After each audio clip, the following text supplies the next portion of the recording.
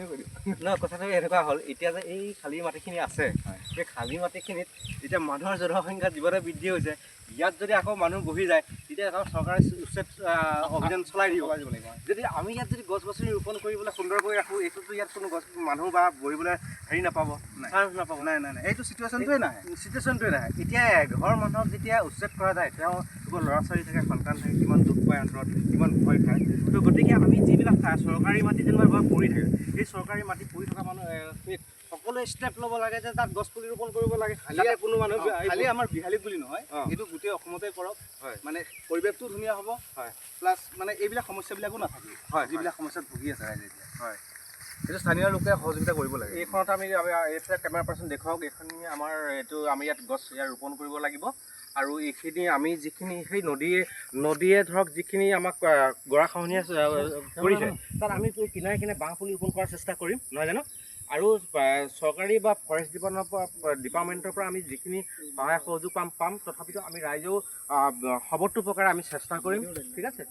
বলক আমি এতিয়া য'ত আমি গছ পুলি ৰোপণ কৰিম সেই অঞ্চললৈ যাওঁ বলক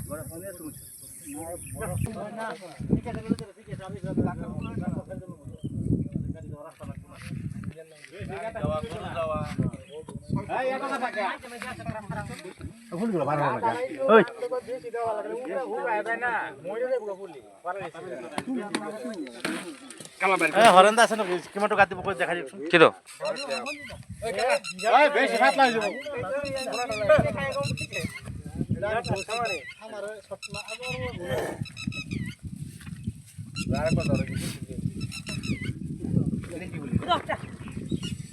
যাম না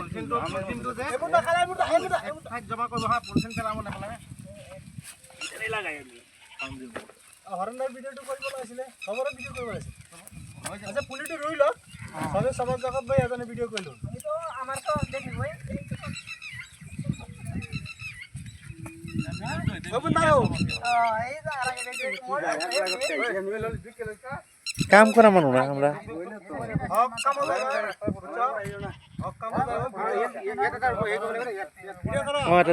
করে আছো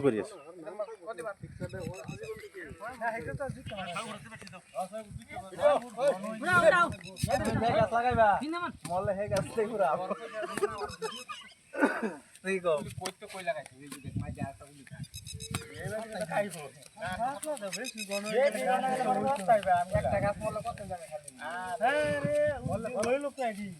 বড় বড় গাছ হইব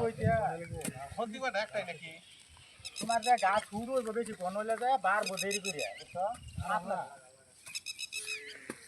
এগুলো ঝুঁকরি মারো বিরাট ৰাইজসকল চাওক এতিয়া কথা হ'ল কি আমি